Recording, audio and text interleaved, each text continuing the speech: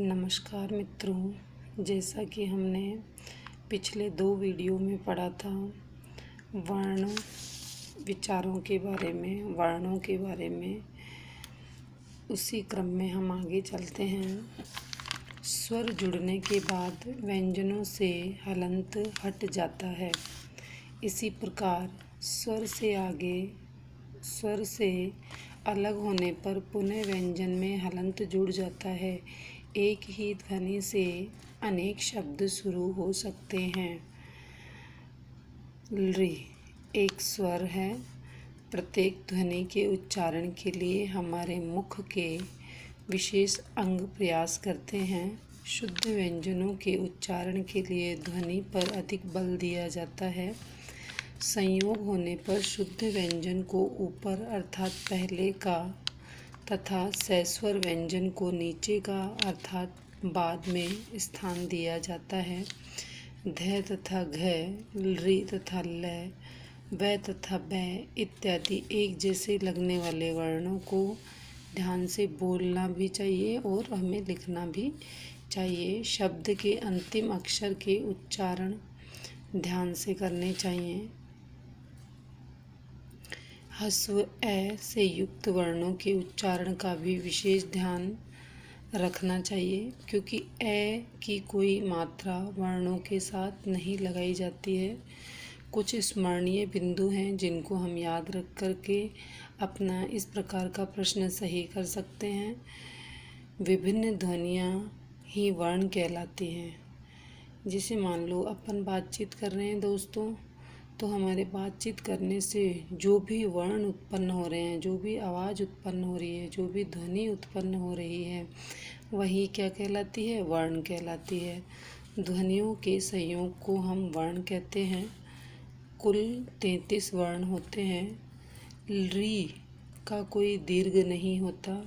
ऋ जो है वो भी स्वर होता है, और केवल कहाँ होता है यह स्वर? संस्कृत भाषा में। हिंदी भाषा में यह स्वर नहीं होता। यह कहाँ होता है? केवल संस्कृत भाषा में होता है। शुद्ध व्यंजन स्वरों की सहायता के बिना नहीं बोले जाते हैं।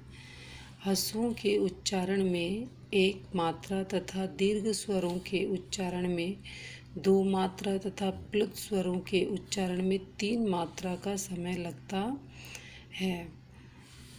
2 स्वरों के मिलने से संयुक्त स्वर बन जाते हैं। अनुस्वार, ये देखो, ये क्या है? अनुस्वार तथा विसर्ग। ये 2 जो डॉट दिख रही हैं इनको क्या बोलते हैं? विसर्ग बोलते हैं। स्वरों के बाद लगते हैं। इनका उच्चारण में प्रयोग स्वतंत्र रूप से नहीं होता है। जब भी वर्ण विन्यास किया जाए, विसर्ग को लिखते समय अंतिम स्वर के बाद ही लिखा जाए। अब हम इससे संबंधित कुछ प्रश्नों को हल करते हैं, जो कि हमारी परीक्षा की दृष्टि से बहुत महत्वपूर्ण है। अधोलिखित व्यंजनेषु स्वराणाम संयोगनम, ये क्या कह रहा है हमको कि नीचे लिखे हुए व्यंजनों का हमको किसके साथ संयोग करना है? स्वरों के साथ संयोग करना है। जैसे क और ए। अब क पे हलंत है और इसमें ए जुड़ गए तो ये पूरा हो जाएगा, तो क्या बन जाएगा? ये कै। क्या बन जाएगा? कै। ठीक है। और ठीक उसी प्रकार से ख और ए, ये दोनों जुड़ेंगे तो क्या बन जाएगा? खे। ग और ऊ क्या बनेगा? गु। घ और ई क्या बनेगी? घी। च और ई ची। छ और ओ छो। ज और री ज्री। झ और आ झा। ट और उ टू। ठ और ए ठई। य और ई ये। ढ और ओ ढो। त और ए तै। थ और ए थे। द और औ दो। ध और उ धू। न और री नृ। प और ई पी। फ और ओ फो। ब और ओ बै और आ बा।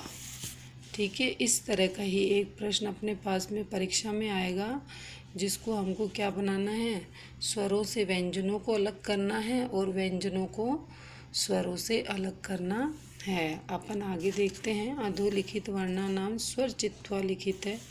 इस प्रकार से भी पूछ सकता है हमसे कि हम क्या करवाएगा, हमसे स्वर निकलवाएगा। इसमें से पै है, पै में स्वर कौन सा है, ई, बड़ी ई।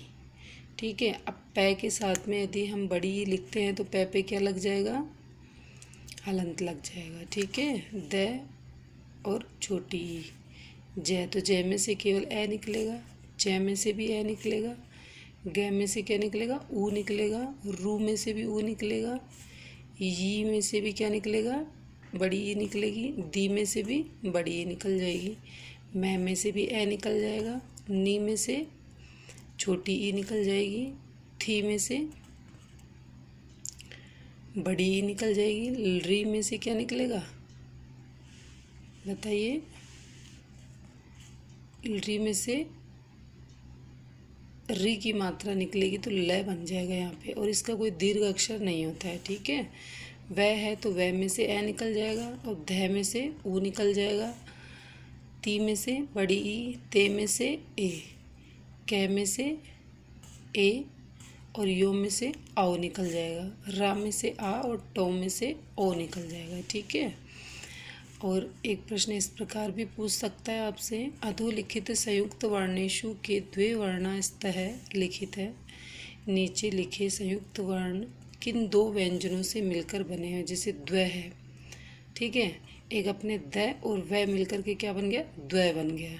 ठीक है, अब अपने पास में श्रय है, तो श्रय किससे मिलकर के बना है, श्रय अपन ने बनाया था, तो श्रय किससे मिलकर बना है, बताइए। कोई मुझे कमेंट्स के माध्यम से इस प्रश्न का जवाब देगा कि श्रय किससे मिलकर के बना है। ठीक है, और अब अपने पास में ध है, तो ध और य मिलकर के ध्य बन गया।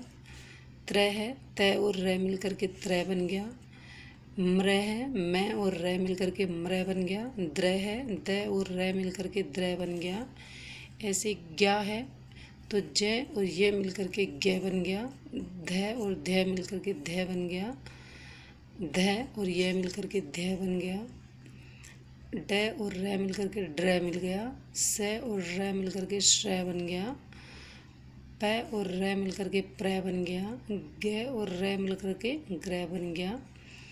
ठीक है, श और र मिलकर के श्रय बन गया। ज और ये मिलकर के जय बन गया और ख और र मिलकर के ख बन गया। तो इस प्रकार से हम देख सकते हैं कि जो दो शब्द एक साथ मिलकर के बनते हैं उन्हें हम क्या कहेंगे, संयुक्त व्यंजन कहते हैं, अर्थात इन्हें संयुक्त वर्ण भी कहते हैं। तो इस प्रकार से भी हमसे प्रश्न पूछ सकता है परीक्षा में।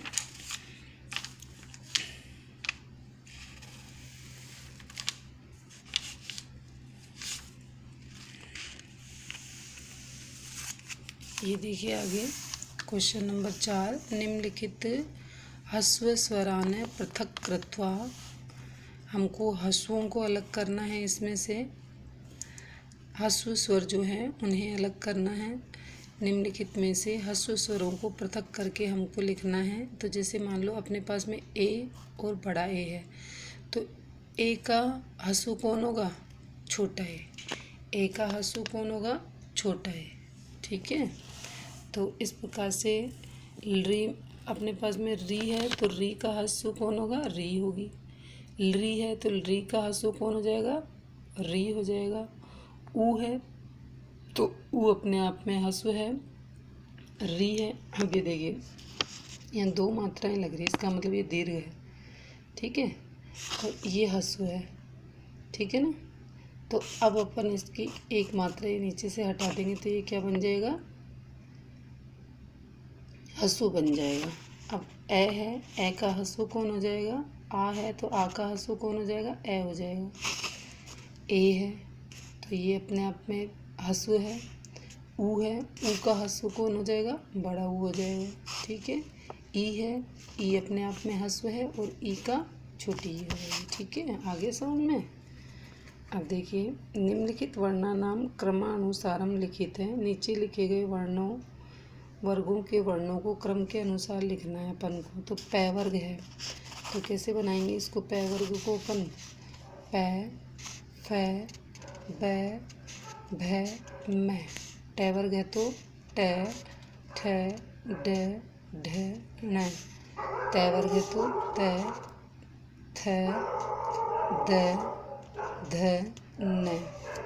कै वर्ग है तो क, ख, ग, घ, ड। चै वर्ग है तो चै, छै, जै, झै, णै।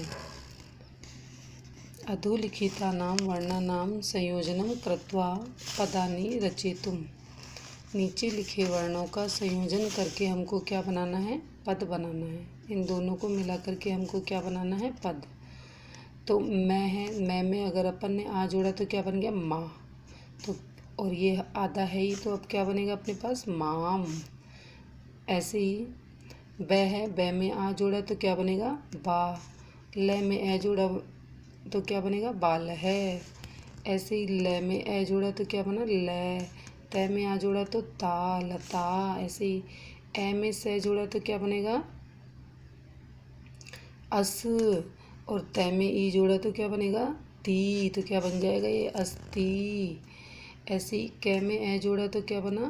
कै। मैं में ए जोड़ा तो मैं। ले में ए जोड़ा तो ले। और मैं अपने पास है ही, तो क्या बन जाएगा ये? कमल। ऐसे ही पै में ई जोड़ी तो क्या बनी? पी। तै में आ जोड़ा तो ता, तो क्या बन गया? पिता। कै में ई जोड़ा तो क्या बना? की। और मैं अपने पास है ही, तो क्या बन जाएगा? किम। ठीक इसी तरह से कै में ए जोड़ा तो क्या बनेगा? कै। रै में ओ जोड़ा तो क्या बनेगा? ओ। तै में ई जोड़ा तो क्या बनेगा? ती। भै में तो क्या बन जाएगा? कै, रो, ती।